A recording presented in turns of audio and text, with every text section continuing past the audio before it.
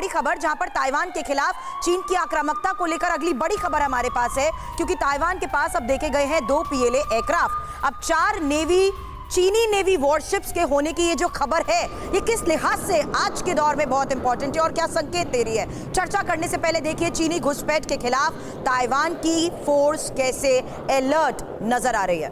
Bhardwaj sir, देखिए 2-3 बातें हैं। पहली बात कि जिस तरीके का माहौल बन रहा है और जिस तरीके का इंटरनेशनल सिस्टम डेवलप हो रहा है, वो सेल्फ हेल्प सिस्टम डेवलप हो रहा है। इसमें जो राइजिंग पावर, जिसमें चाइना को मैं कहूँगा मिलिट्री अपने आप को राइज कर रहा है, पहली बात।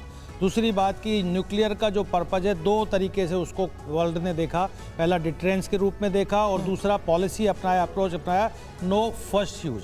तीसरी बात आपने बिल्कुल सही की कि चीन का ट्रैक रिकॉर्ड बहुत ख़राब है, चाहे वो नॉर्थ कोरिया के कॉन्टेक्स्ट में देख लीजिए, पाकिस्तान के संदर्भ में देख लीजिए, या ईरान और बाकी देशों के संदर्भ में बहुत ख़राब है। अब चौथी बात यह है कि चीन एक एस्पिरेशनल पावर है। फ्रीडम ऐप से सीखकर आप कड़कनाथ मुर्गियों का पालन करते हैं क्या? अगर ऐसा है तो आप अपनी मुर्गियों को 1 करोड़ फ्रीडम ऐप के जो ग्राहक हैं, उन्हें बिना किसी खर्चे के आप उसे बेच सकते हैं। और उसका राइज पीसफुल नहीं है। अब वो क्या कर रहा है कि अब वेट कर रहा है, देख रहा है और अपनी शक्ति को एक्यूमुलेट कर रहा है, क्योंकि चीन के चारों तरफ खतरा है। लेकिन सुमित जी, ये जो होड़ चली है न्यूक्लियर प्लान की, सर आऊंगी मैं आपके पास, यहाँ से जवाब ले लेते हैं। न्यूक्लियर प्लान की जो होड़ सी मची हुई है, सब अपने अपने न्यूक्लियर हथियारों को तैयार कर रहे हैं।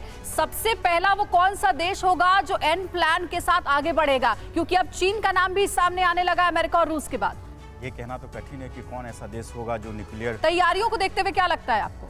फिर भी कठिन है ये कहना कि कौन सा देश पहला होगा जो इसका उपयोग करेगा। लेकिन इस बात को मत भूलिए कि कोई पहली बार ऐसा नहीं होगा कि जब कोई देश परमाणु हथियार का प्रयोग करेगा। अमेरिका एक ऐसा पहला मुल्क है और अभी तक का आखिरी मुल्क है जिसने न्यूक्लियर हथियार का बम का प्रयोग किया, जापान का, और उसका यानी ये बस अपनी ताकत की नुमाइश है।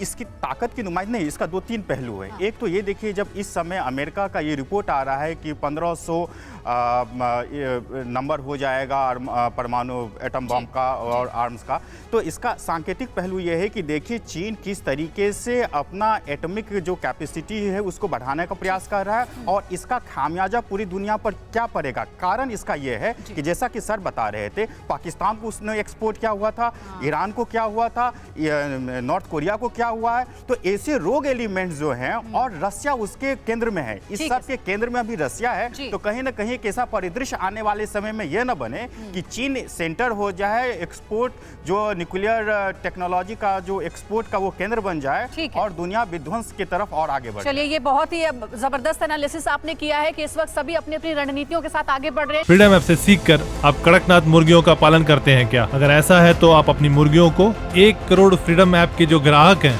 उन्हें बिना किसी खर्चे के आप उसे बेच सकते हैं।